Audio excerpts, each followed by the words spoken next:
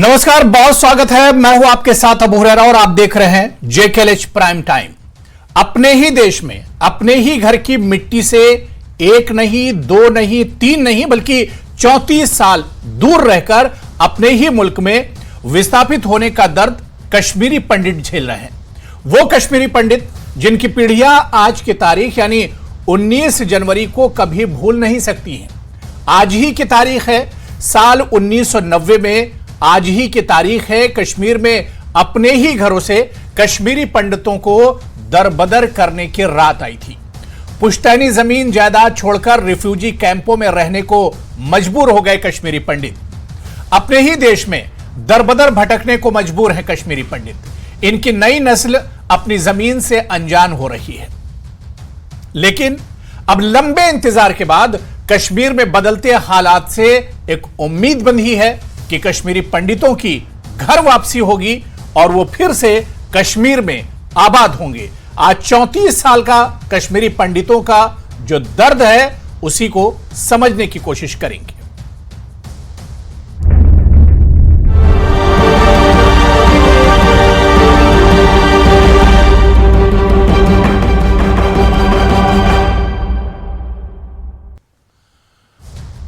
तो कई बहुत अहम सवाल जुड़े हुए हैं। 34 साल पहले यानी 1990 में जो दर्द कश्मीरी पंडितों को मिला था, अपना ही घर बार एक तरह से कश्मीरी पंडित छोड़ने पर मजबूर हुए थे। देश के अलग अलग हिस्सों में दरबदर भटकने को, अपने ही देश में दरबदर भटकने को मजबूर हैं कश्मीरी पंडित। अब बड़ा सवाल यह है कि जब यह कहा जा रहा है कि कश्मीर में हालात बेहतर हो रहे हैं, क्या घाटी लौटेंगे कश्मीरी पंडित और क्या बाइज्जत तरीके से कश्मीरी पंडितों की वापसी होगी?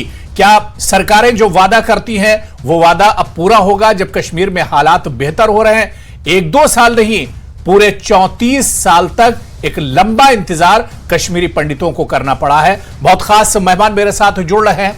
बहुत जल्दी अपने मेहमानों का आपसे इंट्रोडक्शन करा देता हूं। मेरे साथ रविंदर शर्मा साहब इस चर्चा में मेरे साथ जुड़े हुए हैं। सीनियर वाइस प्रेसिडेंट है जम्मू कश्मीर कांग्रेस से। अमित रैना जी हैं, स्पोक्सपर्सन हैं रूट्स इन कश्मीर से।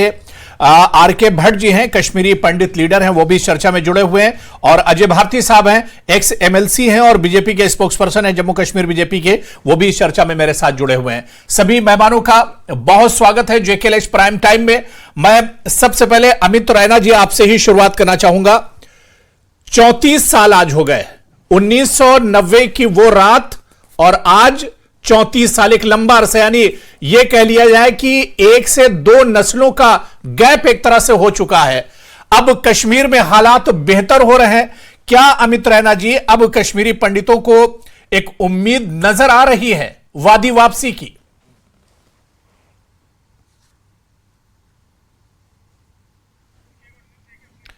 अमित रैना जी, शायद आपकी आवाज नहीं आ रही, देखिए म्यूट है शायद आपका।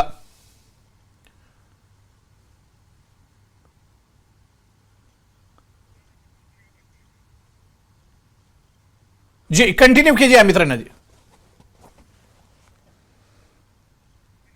नहीं, आपकी आवाज मुझ तक नहीं आ रही। मैं ठीक है, यही सवाल आर.के. भट्ट जी आपसे ले लेता हूं। अमित रैना जी मैं आ रहा हूं।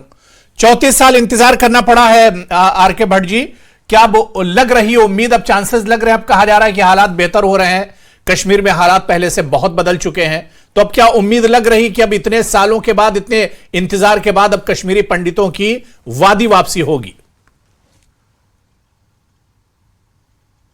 आज के दिन जो 19 जनवरी का दिन है, जिस दिन हमारे जख्म हमारे ताजा हो जाते हैं और वो सारी यादें वापस आ जाती है, किन परिस्थितियों में कश्मीरी पंडित को पलायन करना पड़ा, अपनी धरती छोड़नी पड़ी। जहां तक वापसी जाने का सवाल है, पिछले 33 साल से अभी तक हर कोई कश्मीरी पंडित, चाहे वो कश्मीर से अमेरिका तक कहीं भी रह रहा हो, आज हम सब की यही इच्छा और इसी प्रतीक्षा में हम बैठे हैं कि कौन सा दिन होगा जिस दिन कश्मीरी पंडित अपनी धरती के ऊपर वापस चला जाएगा। हालात पूरे देश में बदलते दिख रहे हैं और उम्मीद हो रही है उन बदलते हालातों में इस टाइम सरकार भी किसी भी चीज को समय न लगाए, एक कंप्रहेंसिव रिटर्न पॉलिसी फ्रेम करे, कश्मीरी पंडित के ग्रास रूट लेवल वर्करों के साथ डिस्कस करें और इस तमन्ना जो हमारी एक बहुत, क्योंकि हमारी 2 जनरेशन इस दुनिया से चली गई पिछले 33 साल में। अगर अभी भी लेट हम करेंगे कश्मीरी पंडित की वापसी के लिए, शायद ये ख्वाब बन के रहेगा। कश्मीरी पंडित ने हर टाइम एक इनिशिएटिव लिया 2010 से आज तक कि जब भी हमें मौका मिला किसी भी रीजन से कश्मीर जाने के लिए, चाहे एम्प्लॉयमेंट के जरिए गए, चाहे वहां की मंदिरों की रक्षा के लिए गए, हमारी यही कोशिश रही। जब भी वापस धरती की बात होती है तो कश्मीरी पंडित आगे बढ़ रहा है। हम नहीं चाहते हैं कि इस सिलसिले को रोका जाए और भारत सरकार को एक कंप्रहेंसिव मॉड्यूल तैयार करके एज सून एज पॉसिबल हमारी इस इच्छा को पूर्ण करे। आप देख रहे हैं भगवान राम की जो वनवास का समय था वो तो केवल 14 साल का था, और आज भी भगवान राम जो अपनी अयोध्या में वापस लौट रहे हैं, हमारी इसी बात की शुभकामनाएं हैं कि हमारे लिए भी समय संभव हो जाए, हम भी अपनी धरती पे वापस चले जाएं और हम भी फिर से अपने उस भाईचारे और कश्मीरियत और कोएग्जिस्टेंस को कंट्रीब्यूट करें। लेकिन उसके लिए बहुत सारे सवाल हैं, बहुत सारे सवालों का जवाब देना भी बाकी है। हम चाहते हैं कि कश्मीरी पंडित के पास अब कुछ नहीं बका, इसकी प्रॉपर्टी लूटी गई, इसके घर जलाए गए।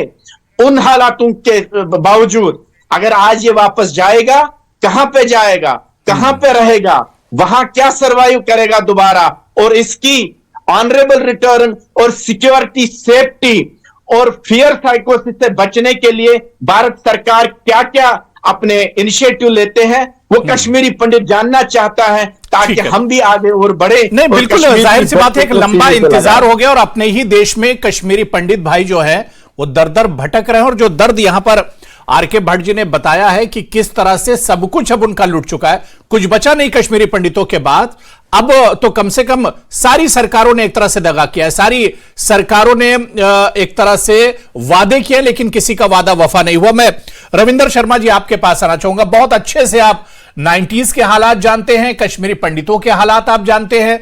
क्या लग रहा है कि 34 साल का एक लंबा इंतजार रविंदर शर्मा जी हो चुका है, अब इन कश्मीरी पंडितों की वापसी तो कम से कम होनी चाहिए? देखिए, आज का दिन 34 साल पहले बड़ा पीड़ा का दिन है और आज तक इनकी पीड़ा है, इससे कोई परहेज नहीं। बहुत लंबा अरसा हुआ, इसमें कोई शक नहीं, और अपने ही घरों में विस्थापित है। तीनों भाई जो मेरे इस चैनल पे हैं वो विस्थापित कम्युनिटी से, मैं भी एक विस्थापित हूं। हमने उससे पहले ये पीड़ा झेली है, लेकिन हालात ने मजबूर किया और ये लोग वहां से घरों से निकले। चंद लोग वहां अभी भी हैं, किस हालात में रहते हैं, लेकिन यह है कि कई पैकेज बनाए गए, उसमें कुछ इम्प्लीमेंट भी हुए। अगर विस्तार से बात होगी कि कई ट्रांजिट अकोमोडेशन भी बनाई गई, जम्मू में भी उनको सहूलत देने की प्रयास किया गया। 5225 टू रूम टेनेंट्स जो है जम्मू में कंस्ट्रक्ट हुई, और जगती में हुई, मुट्ठी में हुई, पुरखू में हुई। कुछ उनको बेहतर हालात रहने की जो है, पहले तो बिल्कुल झुग्गी झोंपड़ी में, छतों में टीन पड़ी थी, फिर सीमेंट शीट थी। कुछ फाइनेंशियल पैकेज भी हुआ, प्राइम मिनिस्टर एम्प्लॉयमेंट पैकेज भी हुआ, 6000 नौकरियों की बात वो मनमोहन सिंह जी ने किया, और मनमोहन सिंह जी ने ही इनके लिए 6000 जो है वहां पे भी एक पैकेज पास किया गया था कि ये लोग ट्रांजिट कॉलोनीज में जाकर के रहें और बाद में इनको स्थापित किया जाए। क्योंकि कश्मीर के हालात अगर सियासत ना की जाए, मैं महसूस करता हूं कि आज हालात और भी बदतर हुए हैं, क्योंकि कुछ कश्मीरी पंडित भाई बहन हमारे गोलियों के शिकार हुए। इस 1-2 साल के अंदर टारगेटेड अटैक हुआ और उससे एक और माहौल दहशत का पैदा किया गया। इसलिए बहुत सी चीजें अभी इनके लिए करनी बकाया है, और जो भी सरकार करे हम उसमें बिल्कुल चाहेंगे। इससे बड़ी खुशी की बात क्या होगी कि ये लोग अपने घरों में जा सके, लेकिन उसके लिए कम्प्रीहेंसिव पैकेज भी बनाना चाहिए। लेकिन वो इम्प्लीमेंट कैसे हो, मुश्किलात ये है कि हालात वहां पे इजाजत नहीं देते थे, और इसलिए 34 साल का अरसा जो है वो हो गया। इनके बच्चे जो है अनएम्प्लॉयड हैं, कोई माँ बाप यहाँ हैं और जम्मू में हैं, बच्चे कहीं और नौकरी करते हैं। इनकी पीड़ा को समझा जाता है और उस पर कैसे अमल हो, सबको सहयोग करना चाहिए, इस पर राजनीति ना करके, क्योंकि हालात अभी भी वहां सेफ्टी एनवायरनमेंट जो है वो आम लोगों के लिए, आप देख रहे हैं टारगेटेड किलिंग्स हो जाती हैं और उसमें वहां के मुस्लिम की हो जाती है, पुलिस ऑफिसर पे हो जाती हैं और टारगेटेड अटैक्स से तो और ज्यादा खतरा है। हालांकि पिछले 10-12 साल में जो लोग वहां नौकरियों में 3-4 हजार लोग गए थे, वो किराए के मकानों में भी रहते थे, इनको टारगेट नहीं किया गया था। लेकिन ये मंसूबा पाकिस्तान का है, साजिश और स्ट्रेटजी बदल जाती है और दहशत का माहौल जो है इसको जो है वो कंट्रोल करके ये लोग वापस जाने ही चाहिए जब भी ऐसा वातावरण बने। बिल्कुल, कश्मीर अब एक लंबा इंतजार हो चुका है और कितना इंतजार करेंगे? सवाल ये भी है कि कश्मीरी पंडित और कितना इंतजार करेंगे? सारी सरकारों ने तो एक तरह से ठगा है, 10 साल इस सरकार को भी हो गए हैं। मैं जब आऊंगा तो अजय भारती जी से सवाल जरूर होगा और मैं उससे पहले अमित रैना जी, मुझे सुन पा रहे हैं? हाँ जी, आवाज आ रही है। 34 साल अमित रैना जी हो गए। अब सवाल यही है कि कितना और इंतजार आप लोगों को करना पड़ेगा, क्योंकि सारी सरकारों को तो आप लोगों ने आजमा लिया। एक बीजेपी की सरकार थी, वो भी 10 साल से हो और यही कहा जा रहा है कि वादी वापसी होगी, लेकिन तारीख नहीं बताई जा रही है।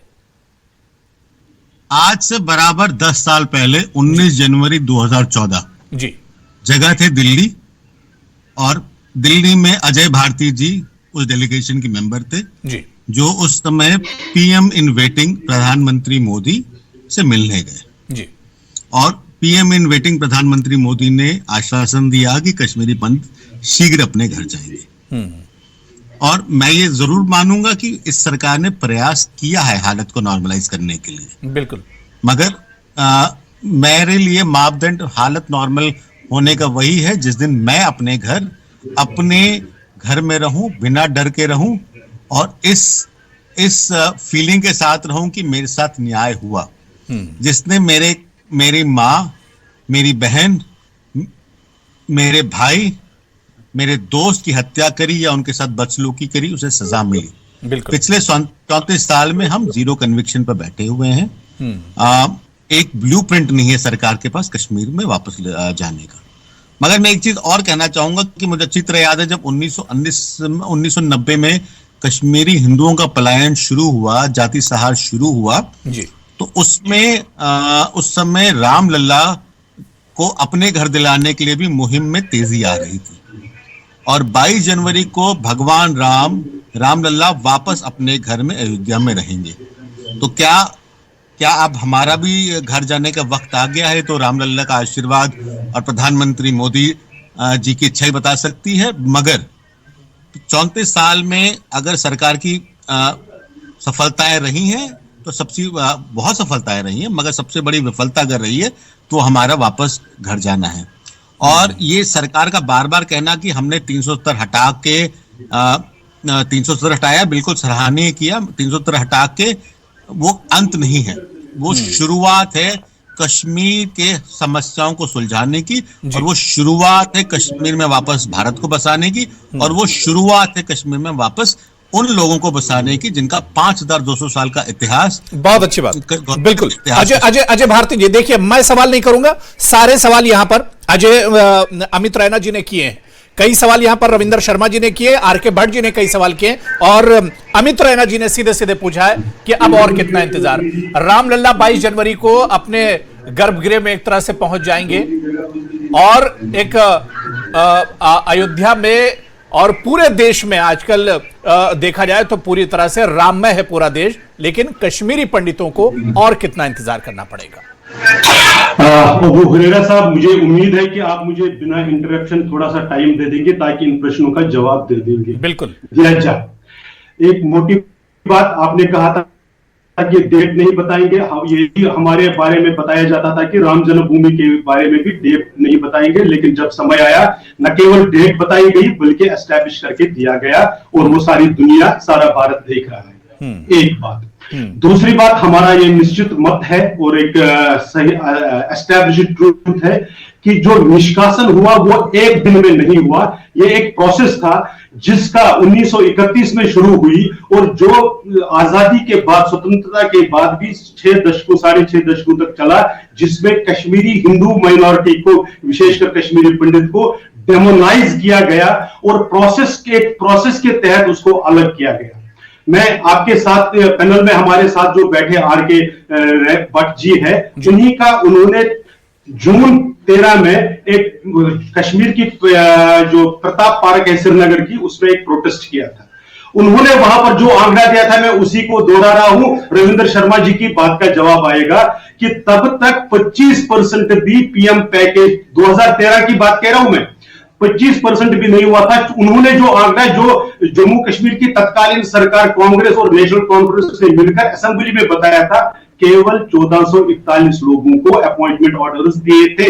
आर.के. भट्ट जी ने इसको प्रताप पार्क श्रीनगर में दोहराया। उसके बाद जनवरी में इन्होंने 20 लोगों ने ज्वाइन किया था। मिनिस्टर उमर अब्दुल्ला साहब, मैं उस पर बात नहीं, आप सियासत करेंगे तो सियासत आएगी। मैं नहीं चाहता इस मुद्दे पे सियासत हो आज। मैं आपको बिल्कुल इंटरप्ट नहीं किया। मैंने आपको शर्मा जी मैंने उन चीजों का जिक्र किया। आप शुरुआत ही 1931 से सियासत करते हो। आपकी कम्युनिटी का मसला है, उस पर चर्चा करो। आप फिर बताइए 10 साल में आपने क्या किया, कितनी पैकेज किया? मैं वही क्यों उस तरफ जाते नहीं देंगे मुझे, क्योंकि आपका झूठ पकड़ा जाता है, कांग्रेस पार्टी का झूठ पकड़ा जाता है। आप जहाँ गलत बोलेंगे अभी बात कीजिए, मैं उम्मीद नहीं करता था। आज आप सियासत करेंगे, मैंने नहीं कोई सियासत की। मैं बिल्कुल मैंने जिमने ने एक जिक्र किया। कर रहा हूँ, बात करने दीजिए। आप मेरा समय बर्बाद कर रहे हैं।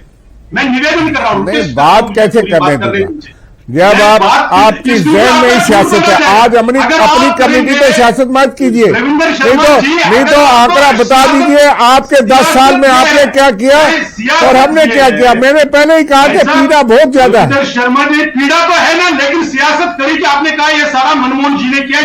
मैं आपकी पीड़ा में शामिल हूँ। मनमोहन सिंह जी ने कश्मीर में, लेकिन आपने किया कुछ नहीं किया। मैं बताता हूँ, आप बोलने देंगे तभी तो। और 6 महीने आपके लोग नंगे पांव जम्मू के सड़कों पे मुलाजिम जो है वो धरने पर जुलूस में रहे, और आपके गवर्नर साहब आपकी सरकार ने सुधरी नहीं।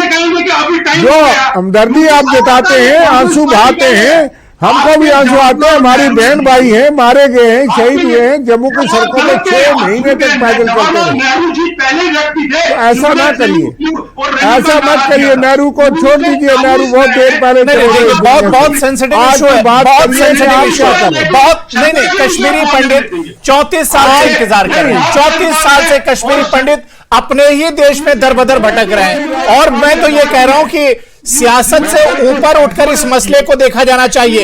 इस पर सियासत नहीं होनी चाहिए, इस पर सियासत नहीं होनी चाहिए। और कितनी सियासत होगी? 34 साल से इसी सियासत का तो सामना कर रहे हैं ये कश्मीरी पंडित, इसी सियासत को तो भुगत रहे हैं ये कश्मीरी पंडित। और कितनी सियासत होगी कश्मीरी पंडितों के नाम पर, और कितनी सियासत होगी? रविंद्र शर्मा जी नहीं होने देंगे और आप उसको इंटरप्ट करेंगे, इसलिए मैंने जब हम कहना शुरू कर देंगे कि हमने ये किया और बीजेपी कहेगी रिल्यू का नारा पहली बार जवाहरलाल नेहरू जी ने। नहीं, अजय शर्मा जी, अजय भारती जी, देखिए आप एक डिबेट में बैठे हुए, अजय भारती जी आप डिबेट में बैठे हुए, अगर आपकी बात से कांग्रेस के लीडर सहमत नहीं है या कश्मीरी पंडित जो भाई है वो सहमत नहीं, तब तो आपके सवाल तो उठाएंगे ना आप पर। आप डिबेट में बैठे हुए हैं, तो करने देंगे ना, बात पूरी हिसाब दीजिए कि आपने क्या किया। कर दीजिए, छोड़ दीजिए, हमें 100 गाली दे दीजिए, मगर अपना हिसाब दे दीजिए। कम से कम अपने समाज के लिए करिए, मत बीजेपी का फिक्र करिए। आप बीजेपी का जवाहरलाल नेहरू ने पहली बार दिया नेशनल कॉन्फ्रेंस के सोपोर कन्वेंशन में 1940 में। इसलिए रविंद्र शर्मा जी, मैं आपको 8 जनवरी 1981 की डॉक्टर मित्रा की बता रहा हूं, न्यूयॉर्क में थी, उनको बताया था मैं मजबूर हूं, मैं जानती हूं कश्मीर में हिंदुओं के साथ अन्याय हो रहा है, लेकिन मैं कुछ कर नहीं पा रही हूं। यह इंदिरा जी ने अपनी लेटर में लिखा था। खैर, हमने जो किया, हमने सबसे पहले जो 2015 में जो 3000 जॉब्स आपने नहीं दिए थे ना, और जिस पैकेज को आप इंप्लीमेंट नहीं कर रहे थे, हमने उसको इंप्लीमेंट। अरे सारी चीजों को छोड़ दीजिए, कश्मीरी पंडितों की वापसी कब होगी? एक सवाल का जवाब। 10 साल हो गए, 10 साल हो गए, एक सवाल का जवाब दीजिए, एक सवाल का जवाब दीजिए, एक सवाल का जवाब दीजिए, कश्मीरी पंडितों की वापसी कब होगी? आप मुझे बोलने देंगे। मैंने नहीं, आपको बिल्कुल कहा, बिल्कुल आप बोलिए और इस सवाल का जवाब दीजिए बस। यही एक्यूशन था राम जन्मभूमि के बारे में, इसलिए मैंने शुरू में कहा कि जम्मू की सड़कों पर प्रोटेस्ट करते हैं और आप खामोश हैं, आपकी पार्टी खामोश है। और अब वो हो रहा है इसी तरह से 2024 में जब ये इलेक्शन हो जाएगा उसके बाद कैसे प्रोसेस हो जाएगी, डेट भी बताई जाएगी, उस प्रोसेस को भी पूरा किया जाएगा। बस मैं अमित रैना जी और आर.के. भट्ट जी के ध्यान में सिर्फ एक बात लाना चाहता हूं कि अब हमने कम्युनिटी ने रिजॉल्व किया है, हम स्कैटर्ड तरीके से नहीं रहेंगे। अब हमने वन प्लेस सेटलमेंट का एक अपने तरफ से सोल्यूशन दिया है। सोल्यूशन जो होगा वो स्कैटर्ड नहीं होगा। आर.के. भट्ट जी 2014 मांगा, 2019 मांगा, अब 2024 आप लोगों से और मांग रहे हैं यहां पर अजय भारती जी कि 2024 का चुनाव और जिता दीजिए, उसके बाद कश्मीरी पंडित वापस लौटेंगे कश्मीर। देखिए, आज 19 जनवरी को इस बात का ना डिस्कशन है कि कितने सालों में कितनी सरकारें आई, उन्होंने कितना किया, कितनी पैकेज आई, किसने कितनी इंप्लीमेंट की। कश्मीरी पंडित थैंकलेस कम्युनिटी नहीं है। जिसने भी जिस समय पे किया हमने उसको शुक्रिया अदा किया। अगर आज हम फिर टाइम मांगेंगे, क्या कश्मीरी पंडित कम्युनिटी में ऐसे कुछ नौजवान बचेंगे कल की डेट में जो वापस जाएंगे? जितना जल्दी हो जाए उतना जल्दी बताइए। हम तो कहते हैं कि आपने फिल्म पैकेज का एक हिस्सा इंप्लीमेंट किया, लेकिन क्या आज की डेट में एक भी कश्मीरी पंडित कम्युनिटी अपने घर वापस जा पाई? क्या एक भी कश्मीरी पंडित घर में बसा? नहीं बसा। आपने रोजगार के बहाने कश्मीरी पंडित को कश्मीर वैली लिया, आज भी वो रहने के लिए तड़प रहे हैं। पिछले 10 साल से आपकी भी सरकार चल रही है, आज तक आपको रहने के लिए उनके जानकारी अपडेट करना चाहिए। हम तो ऑप्टिमिस्टिक हैं। हमने इस बात को शाबाशी दी कि इंटरनेशनल लेवल पे, नेशनल लेवल पे मोदी जी बहुत काम कर रहे हैं, लेकिन भगवान जी कहते हैं पहले आत्मा फिर परमात्मा। आत्मा अभी भी जम्मू में है, हम अभी भी कश्मीर नहीं जा पा रहे हैं। हम आज भी ऑप्टिमिस्टिक हैं मोदी जी और विल पावर से, लेकिन आप इस बात को बताइए कि आप कश्मीरी पंडित को कब ले रहे हैं, कहां ले रहे हैं? वो क्वार्टर या वो रहने की सुविधा आपने कहीं पे क्रिएट की? अगर आप बनाने को शुरू करेंगे तो आपको कश्मीरी पंडितों की चिंता नहीं है, लेकिन आज हमारे पास ना वो बनने के लिए। मैं आ रहा हूं, ठीक है। मैं अमित रैना जी आपके पास आ रहा हूं। अमित रैना जी, देखिए सियासत तो हमेशा से कश्मीरी पंडितों के नाम पे होती रही है, लेकिन मेरा एक और बहुत अहम सवाल है। सरकार अपनी तरफ से कोशिश कर रही है, पिछली सरकारों ने भी कोशिश की होगी और मौजूदा सरकार भी कोशिश कर रही है, जिस तरह से अजय भारती जी कह रहे हैं। लेकिन क्या आपको लगता है कि सरकार की कोशिशें एक तरफ, लेकिन कश्मीरी पंडितों की वापसी के लिए सामाजिक जुड़ाव भी बहुत जरूरी है? कश्मीर के लोग और जो कश्मीरी अवाम है उनका जुड़ाव भी इसके लिए बहुत जरूरी है कि वो भी बिल्कुल तैयार हो जाए और निकलकर सामने आए कि वो कश्मीरी पंडित बिरादरी का एक तरह से वेलकम करते हैं। जो समाजी जुड़ाव है वो भी बहुत जरूरी है इसके लिए। देखिए, सबसे पहले तो जरूरी है कि हम जो समस्या है जी उसको एक्नॉलेज करें कि समस्या क्या है। अगर हम अभी पिछले 10 मिनट की वार्ता देख लें तो पीएम पैकेज में कितने लोग आए, कितने लोगों को नौकरी मिली, पीएम पैकेज किसने इम्प्लीमेंट किया, किसने नहीं किया। समस्या कश्मीर की नौकरी की तो थी ही नहीं। बिल्कुल। मैं जब बच्चा था, मैं निकला या मेरे पिताजी या मेरी दादी निकली, तो हम नौकरी के लिए तो नहीं निकले थे, हम निकाले गए। तो इसको एक इकोनॉमिक पैकेज बनाकर उसको रिटर्न दिखाना अपने आप में गलत बात है। आप कैंसर का इलाज साइड ऑन से करेंगे तो वो कभी ठीक नहीं होगा। तो सबसे पहले जो एक्नॉलेजमेंट है कि कश्मीर की समस्या सो एंड सो है, उसको एक्नॉलेज करें और उसके हिसाब से उसकी दवाई करें। इकोनॉमिक पैकेज एक खाना पूर्ति के अलावा मेरे लिए कुछ नहीं है। दूसरी बात है कि मैंने अपनी आंखों के सामने अपनी दादी को कश्मीर की याद में मरते हुए देखा। मैंने अपनी बुआओं को, अपने अंकल को कश्मीर की याद में मरते हुए देखा है। मेरे पिताजी अब बुजुर्ग हैं, ईश्वर उनको लंबी आयु दे, मगर मैं आज भी उनकी आंखों में कश्मीर की वो दर्द देखता हूँ। और मैं भी अब उस पड़ाव में आ गया हूँ कि जहां मेरे बच्चे बड़े हो रहे हैं और मैं आज भी कश्मीर की लालसा में कहीं ना कहीं उत्सुक हूँ। बिल्कुल। तो मुझे 2024 नहीं चाहिए, 2025 नहीं चाहिए, 2026 भी नहीं चाहिए। अगर आज मुझे अजय जी या भारतीय जनता पार्टी या जो भी सरकार केंद्र में आती है 2024 में, वो आश्वासन देती कि 2028 में कश्मीर में वन प्लेस सेटलमेंट में, जो अजय जी की बात से मैं सहमत हूं कि वन प्लेस सेटलमेंट में रहने को अब मुझे 4 साल चाहिए, मैं वो 4 साल देने को तैयार हूं। जहां मैं 34 साल दे चुका हूं, मैं वहां 4 साल और देने को। नहीं, बिल्कुल जाहिर सी बात है कि वादा इससे पहले भी बहुत बार वादे किए गए, लेकिन वादे वफा नहीं हुए। अब यहां जरूरत है सिर्फ वादा वफा होने की। बहुत अच्छी बात अमित रैना जी आपने कही कि 1 साल नहीं 2 साल ले लो, लेकिन वादा कम से कम वफा होना चाहिए, सच्चाई होनी चाहिए आपके वादे में, और जो कमिटमेंट हो वो पूरा होना चाहिए। क्योंकि इससे पहले की भी सरकारों ने वादे किए, लेकिन वो सिर्फ वादों तक ही एक तरह से रह गए। बहुत अच्छी बातचीत चल रही थी, लेकिन मेरे पास समय की कमी है। फिर किसी दिन हम इस इश्यू पर बैठेंगे और चर्चा करेंगे। बहुत बहुत शुक्रिया अमित रैना जी मेरे साथ जुड़ने के लिए, रविंदर शर्मा जी, आर.के. भट्ट जी और अजय भारती जी, सभी का बहुत बहुत शुक्रिया चर्चा में जुड़ने के लिए।